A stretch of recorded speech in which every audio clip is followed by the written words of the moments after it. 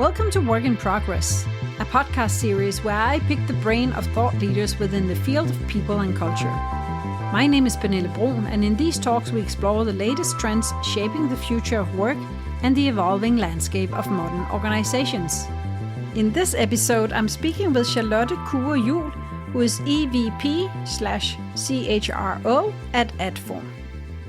All right, Charlotte, welcome. Or maybe you should say welcome to me, because we're sitting at Adform's office. This is where you work from, but you are a multicultural business and you have offices all over the world, as I understand it. So maybe you should start by telling me a little bit about the setting, where we're sitting, and what's your position. Okay, so Adform is a company with 700 people, and I think we are currently in 29 countries. So it's very well distributed. Headquarters is in Denmark, but it is actually not the biggest office. The biggest office is in Lithuania, where we have, I think, almost half of our people. All right. And that also means that quite many of our offices are rather small, sometimes even down to 2 people. Yes. It also means that everyone on a daily basis talk to people everywhere else. Yes. My own team is in Lithuania, in Poland, in Denmark, in US, in India. Probably forgot someone. Yes. So everyone has a very distributed team. Yes. That's how we work, right? Yeah. And how many people are you in total? In my team, I think we are 32. Okay. So I'm responsible for HR, for administration, for communication. And then I'm part of the executive leadership team and thus also part of making strategic decisions for the company. Awesome. Yeah. And what is it Adform does or do as a business? Adform does digital advertising. And basically you can see it a little bit as a stock exchange between people who want to have commercials posted somewhere. Mm-hmm. So an example could be IKEA has been a client. Mm-hmm.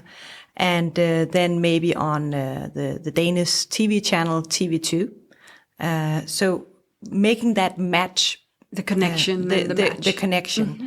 And it's a little bit of a bidding process going on, because sometimes it's more interesting to be online at certain times of day than other times. It's also important that you get in touch with the right people so that you don't advertise for, let's say, diapers for teenagers. The reason why I reached out to you and asked if you would be in this podcast episode was because I read on LinkedIn you announced that you had now made a cultural business guide. And I was curious to learn a little bit more about why you did that, because a lot of people having multicultural teams maybe run workshops or do diversity training, or maybe you also do parts of that. But what was your thinking and background for writing the guide, and how do you use it? So it actually did start in the whole diversity discussion, where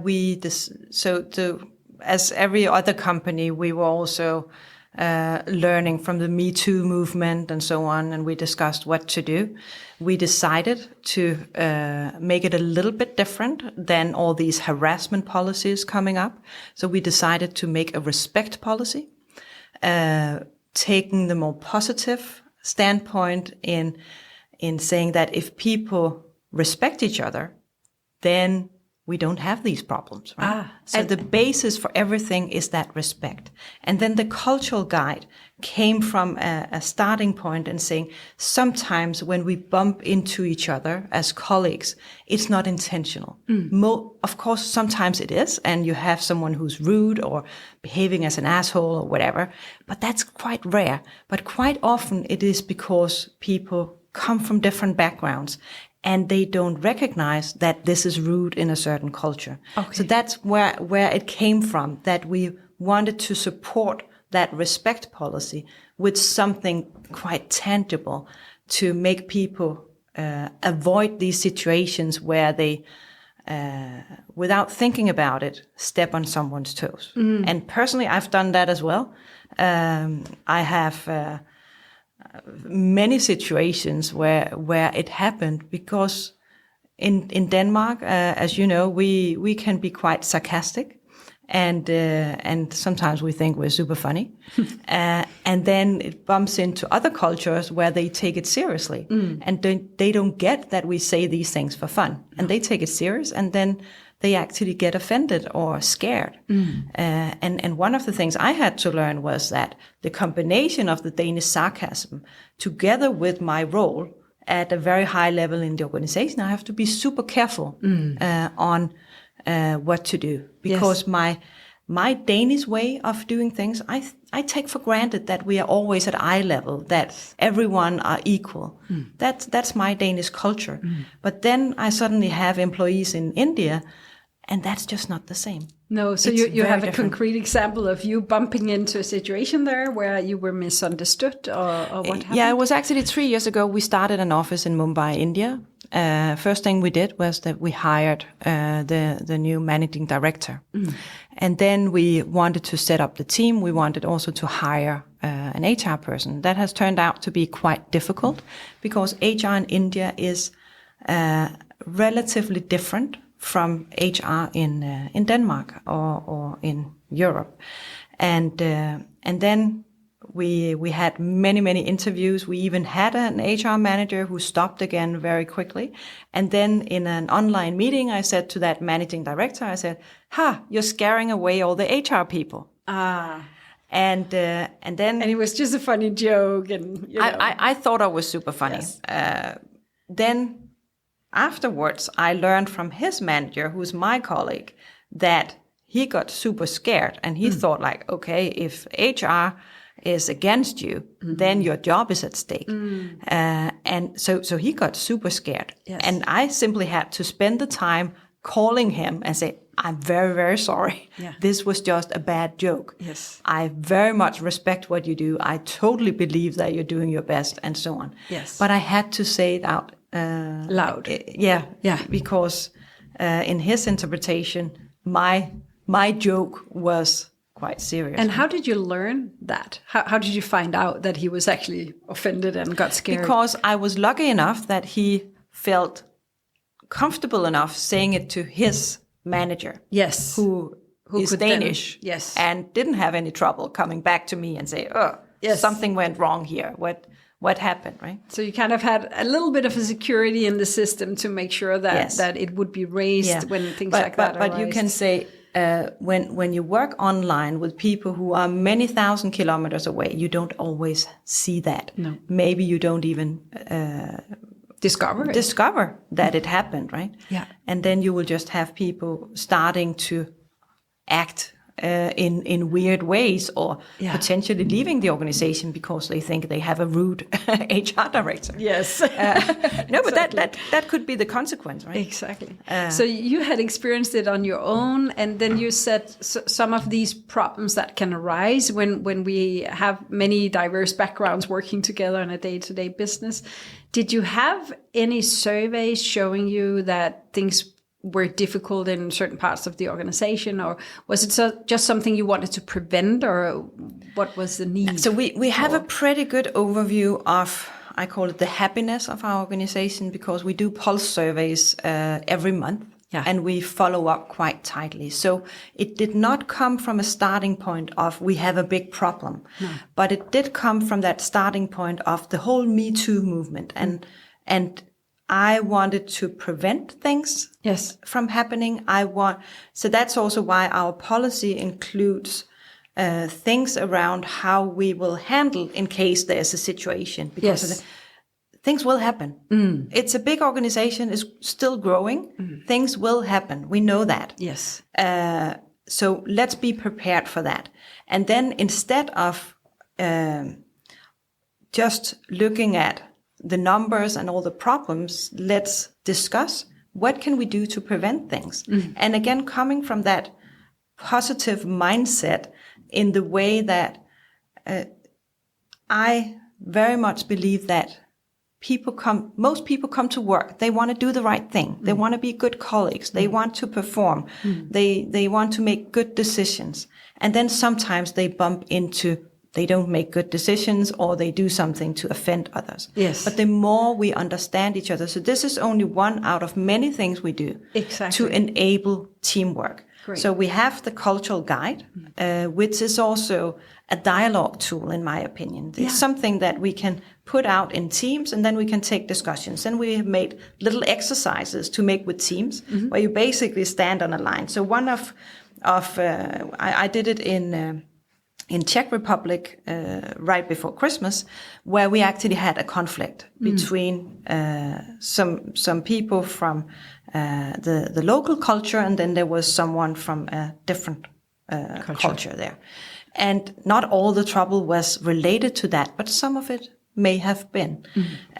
Because especially on feedback, these cultures were just so different, right? And I see it all the time. We have one of my best colleagues is from UK. And whenever he gives feedback, it's very subtle, right? So it's very much like you have to read between the lines. And as a Dane, I don't read between the lines. So that means I take for granted that if you are unhappy with something, you tell me, right? Yes. And if you don't say anything, that's because you're happy. And I actually had, when we were preparing for some workshops around this, we had a situation with, I have an employee in Poland, and she has done a lot of the work on this cultural guide. So we had a workshop for 30 people, and then we were preparing the workshop, and then I was like, but do you want to be the facilitator or should I? And we sort of never got to a conclusion until we were standing there. And then I suddenly discovered it was because in her mindset, I was at a high level. It was my job to make the decision. Yes. And I came from the other angle saying, okay, if she really wants to, I don't want to push her to do this facilitation. She was not that experienced in facilitating, and I don't want to push her. So I think she will let me know if she wants to do it. Yes. So we were sort of both waiting for each other. Yeah. And this is just an example of how this really impacts collaboration. Yes. Because we both had the good intentions. She had the intention of being respectful to the more senior person. I had the intention of respecting if it was too much for her. Yes. Interesting. Yeah. And how did you then find out that what was actually going on? Was that part of the tools from the guide, or? To some degree, yes. Because then at the end, I simply asked her and I put words on it. I said, I don't really get, because I cannot really get the feeling for if you want to do it or not. Yeah. And then I simply said, I don't want to push you, but I will allow you. And I don't have to take all the what do you call it? Facilitation parts. No, I don't have to take it. And I also want you to shine and show the work you have done. Yeah. But if you feel a little bit uncomfortable doing that, I will step up and I will do it, right? Yes. So the thing you can do is when you take it out, when you talk about it explicitly, then it becomes easy. And that's what we hope the guide will do for our teams, right? So tell us a little bit more about the guide. How does it look? What does it compose of? So it basically comes from Aaron Meyer and some work that was done, I think, from INSEAD in 2014. And we adapted it to Adform and maybe also updated a little bit from our reality. Yes. Because AdTech is quite a young industry, so that also means that the people working there are rather young, and maybe some of the work that was done in 2014 was a little bit old culture. Yes. So as an example, when we showed it to our people in India, they said, yeah, this is true, but that's the old Indian culture. That's not the modern Indian culture in tech industry. So what we've done is we have taken the guide and we have taken out, I think normally the full work has 8 dimensions or 7. From Aaron Meyer's culture map. Yes. But we have only selected 5 because we also wanted to make it manageable. And then we simply took all the countries where we have an office, and then we said, what does this look like in Australia? So now I'm sitting here with Australia, right? So how is communication done in Australia? So that's one of the dimensions, communication. Yes. Another one is feedback style. How do you give feedback? Is it direct or is it indirect between the lines? Yes. Decision making. Who makes the decisions? Yes. How do you build trust? Does the trust in Denmark comes from, let's do some work together and now I trust that you are capable. Yes. In India, as an example, we start with, let's make a good relationship and then let's see what we can do together, right? Yeah. So we start from different angles. And the last one is perception of time. Yes. Where we can see that with some countries, it's also very different. So, so you have those 5 dimensions that you can use as a dialogue tool that here we actually do also from research see that there are some differences between cultures. Yes. And then you could use that as a starting point for a dialogue. Yes, and then it actually then we can take it down and say, but of course individuals can be different. But let's talk about what does it look like? Yes. Are we different here? Are we the same?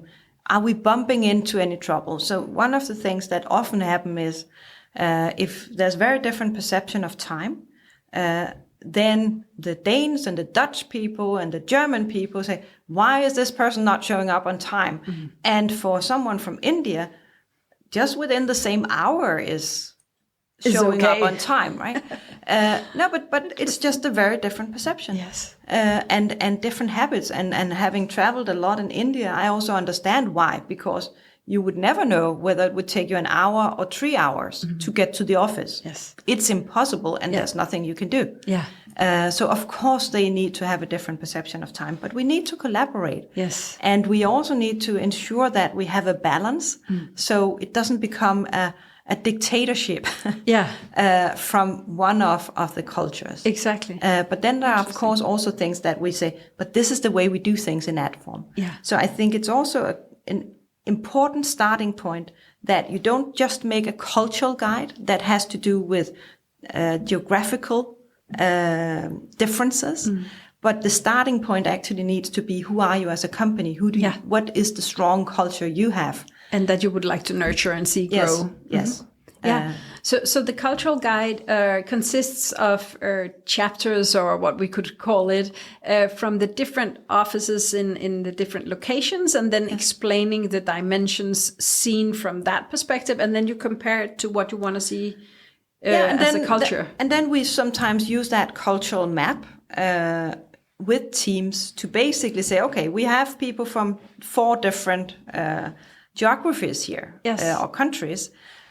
Where are we the same? Where are we different, right? Yeah. If we're the same, maybe we have a tendency to only see the world in one way. Yeah. If we're very different, we might bump into conflict. And are we doing that? Or is this person actually different? So we have done exercises also where we put people on a line and then say, okay, for feedback, those who do this, they stand over here. Those who do that. And then we've asked them to say, what do people do in your country? Yeah. And also, what do you prefer? Yes. And that is a very good starting point for a dialogue about how do we give feedback Yes. in this team? Right? Yes, right. And it's not out of disrespect if I do it this way. This is just what I was habituated into, or that is usual for our culture, or for me personally. Yes. And so you mentioned the Czech Republic. You did a workshop there. Was that based on some of the exercises from the cultural guide? Yeah, it was. Can you give an example of what happened there? So that was very much on perception of time, where there was really a frustration that some employees didn't show up on time for meetings. They didn't give the information on time. And then others were like, but this is what we have agreed on. This is when we started the meeting. And that generated frustration from both sides, right? Yes. So it basically created the foundation for them to talk about it from a third eye perspective, rather than you did that and I did that. Yes. Yeah. Awesome. That's a nice way of using it. Yes. So what else is in the guide? So there's this kind of explanation of what might be from your cultural background. And then also some ideas of what you want to see. So what we put in is for each of the dimensions that we also took in what can go wrong. Okay. What normally goes wrong? Interesting. When you see one of these dimensions, right? Yeah. And it's quite common, right?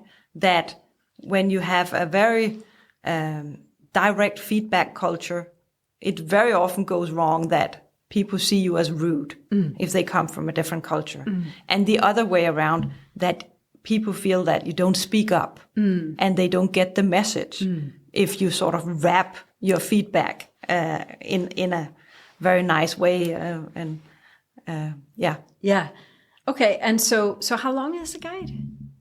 How many pages? Oh, how many pages? I think... so basically it has an introduction of a few pages and then it has 1 page per country. Okay. So I think 30 pages. 30 pages. All in all, right? Do people read it? It's not intended that they read it from one end to the other. It's more like... So if you would go travel to Copenhagen and you had TripAdvisor and then you would go say, now I want a restaurant. So that's more how you should see it. Because... Yes.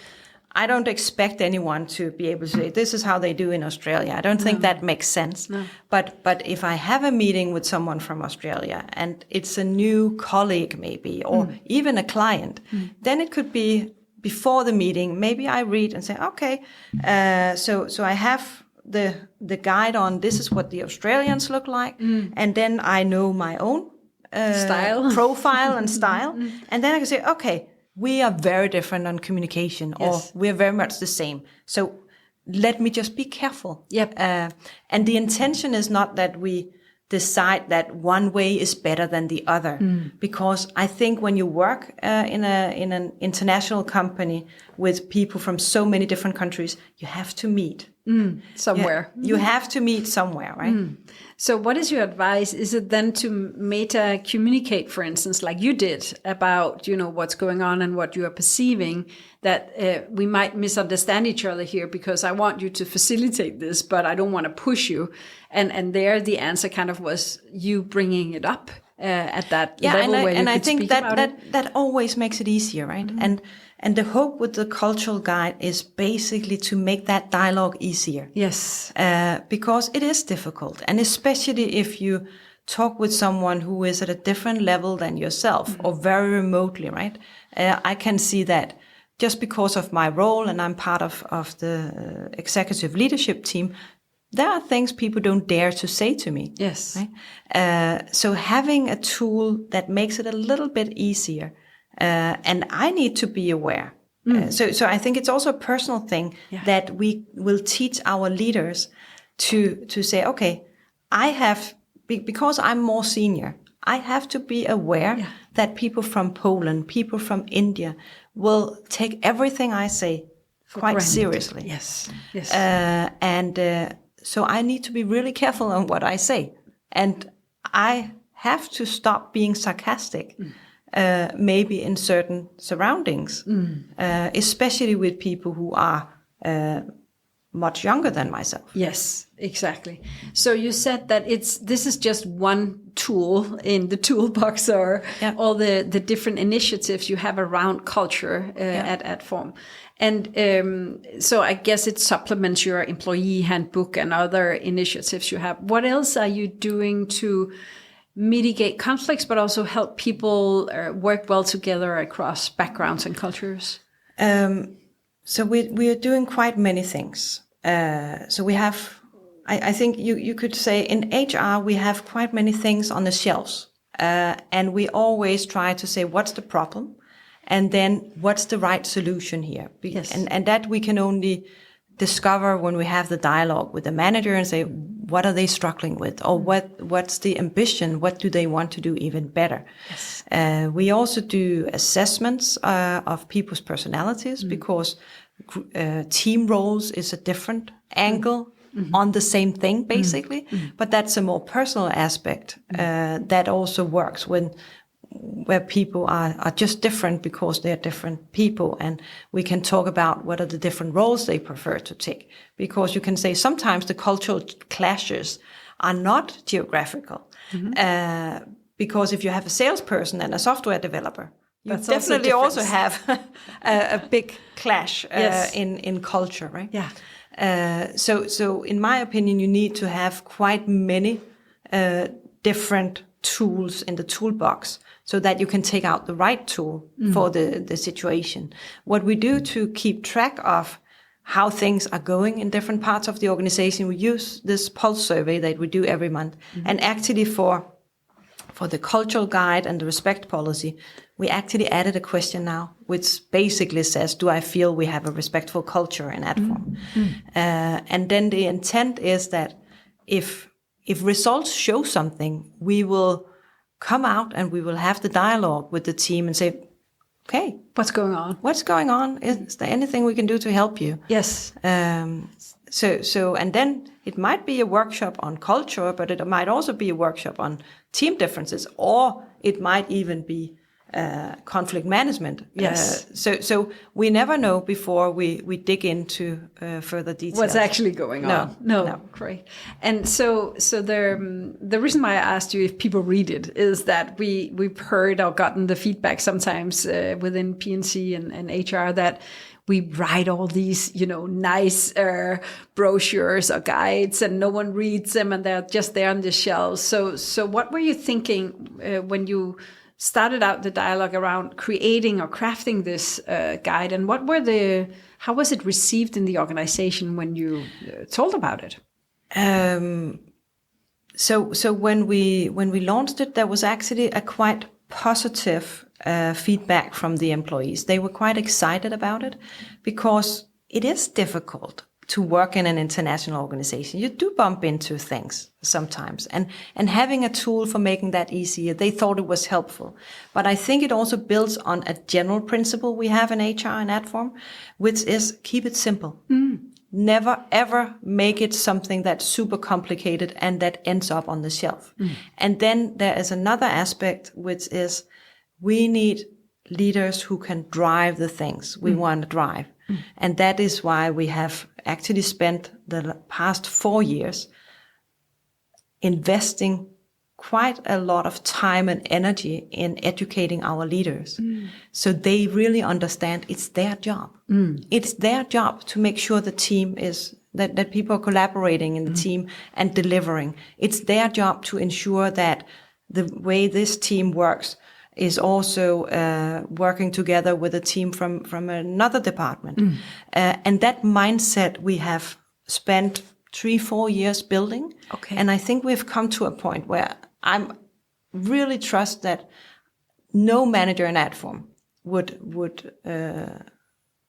avoid saying that this is my job. Okay. And then, of course, they can be at different competency levels. Some are newer than others, and so on. Of course. But they know exactly that is their job, and it's not up to HR to do anything about it. But you provide the tools and the methodologies, and of course you can assist with workshops. It sounds like as well. Yeah, and then we also steal a little bit from marketing in the sense that when we develop these tools, we see it also as we need to do a marketing campaign. So we need to train the managers. We need to ensure that we communicate, not just by sending out one email and then doing like this, right? But really massaging it in, communicating in different ways, making sure also that I always have the executive leadership team behind it. So I would rather not do something than having something that my manager is not fully supportive of. So I think that's also an aspect that's really important, because if it becomes an HR project and an HR baby, it will probably end up on the shelf. Yeah. So, okay. So having that buy-in from everyone around you, including the CEO, and you actually, before we even started recording this episode, said something about the fact that it's not called a cultural diversity handbook, which I thought in the beginning. It's called a cultural business guide. Yes. And what's the difference there? Why did that matter?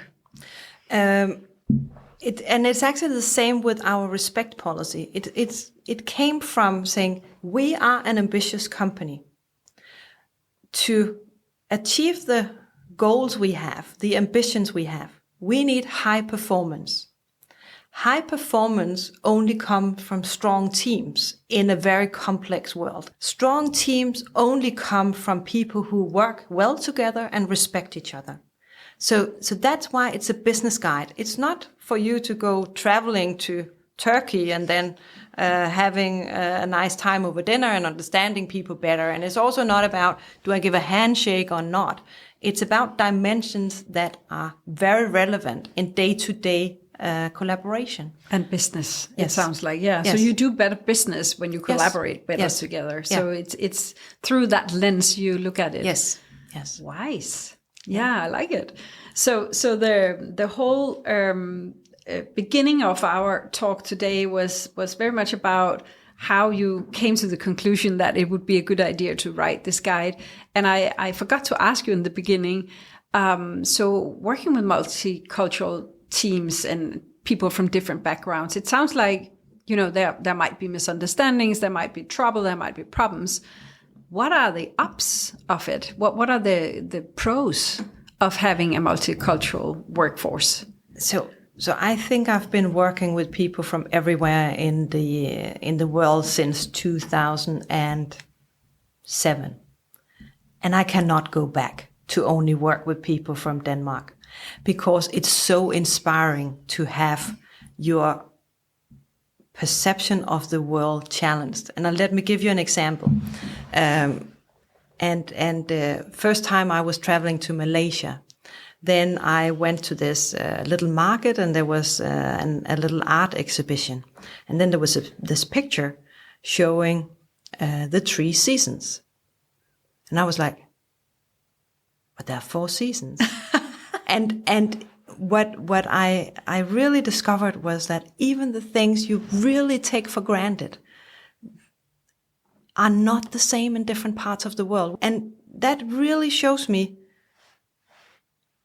how even the smallest things we take for granted are just different. And I think it's so inspiring. Yes. And then I'm also like really curious. And the opportunity of working with people from everywhere in the world.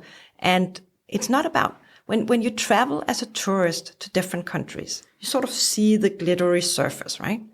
When you work with people, you also get to understand how are things really working for real in this country. Yeah. So because my next question was, why does that matter on a business level, that you get to know, for instance, that there are 3 seasons in Malaysia apparently, and not 4 and stuff. So this challenge of your own perception, how does that influence the way we do business? And does it matter? No, but you can say when you work together on a project, it does matter how you do things. And I think a more low practical thing is, we have a tendency in Denmark to look at the calendar and say, this is Christmas, this is Easter, this is, and during summer everybody is on vacation, right? So let's make all the milestones and deadlines in fitting March. That schedule. Yes. And then we don't take into consideration that potentially in China and India, what about Diwali? What about Chinese New Year? And then we put important deadlines right on top of their biggest celebrations in life. So by looking at the 3 seasons, you get this awareness. By looking at the cultural guide, you get this awareness that things are different. Yes. And that can, because it's not very respectful to put. So imagine someone put a deadline on the 25th of December for you, right? You would find that really difficult, right? And maybe even offending. Yeah. Yes. But we do the same all the time if we're not aware. Yes. So that's why. So it's about respect and awareness, and then creating the conditions for better work, of course, in collaboration. But to me, it also sounds a little bit like when you have these different perspectives and you experiences, and I can see how you lighten up when we talk about it, your own curiosity is sparked. And that might also influence the way you work and the offerings for the business and how we see our products, yes. I guess. Yes. And maybe qualify them. And you can say also when our people go out and meet the clients can also be very diverse, right? Yep. And even though you work in a certain country, in most countries, you will bump into other companies where people are working all over the world, right? Yes. So training that muscle of working with people, respecting people, and understanding different perspectives is just healthy in a business. Yeah. That people are trained for that. Yes, and it also makes me think that you can maybe even look at it from the perspective of making the products better because of the imaginative power of it could be different. So this, what could be, and when you bump into a problem and it's like, oh, we're stuck.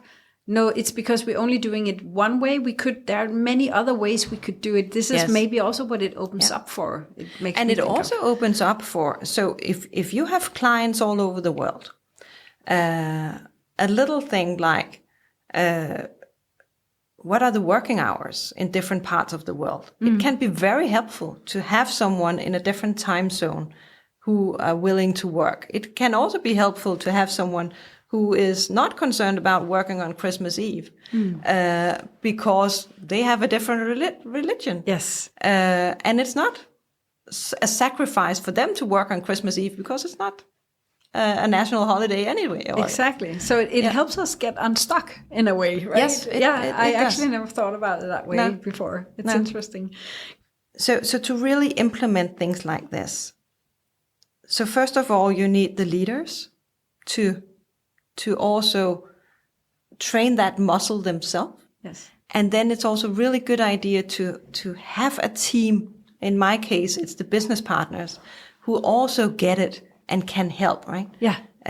Because most often it's when it's difficult that we need the help, right? And someone who is a little bit extra trained in understanding these aspects can be helpful. Great. So to do it like a preventive measure and train up your own team and have them try it out first, maybe. Yeah. And then make sure the leaders are on board and understand it and get why that is not just another tool, but actually the foundation. And then it's like when marketing, you don't see that commercial from BMW once, right? You see it so many times, and then eventually it ends up in something you might want to buy. Yeah. And it's the same with HR things in my opinion. We need to ensure, and I think often, at least I've experienced in HR, it's like, we did send out the email, we put it on the intranet, and now all is good. No, it's not. No. So there are many things you can choose to focus on in your position.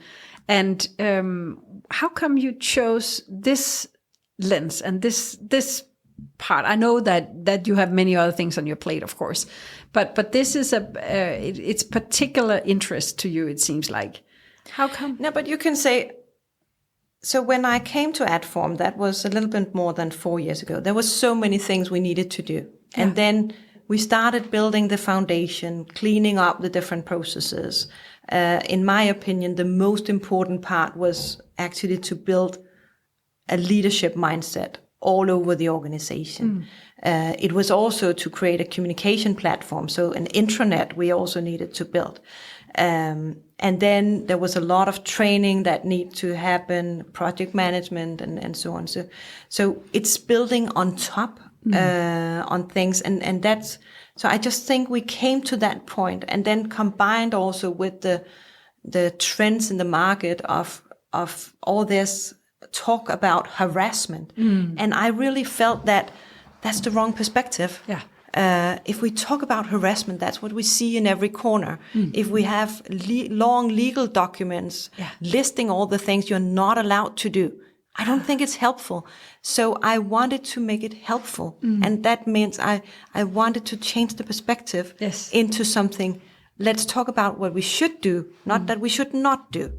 Awesome. So that's where it came from. Oh, I love that. So this was a great way of ending it, in my opinion. Thank you so much, Charlotte. It's been a pleasure speaking with you today. Thank you. You've been listening to the Work in Progress podcast on people and culture. If you enjoyed this episode, please feel free to share on social media.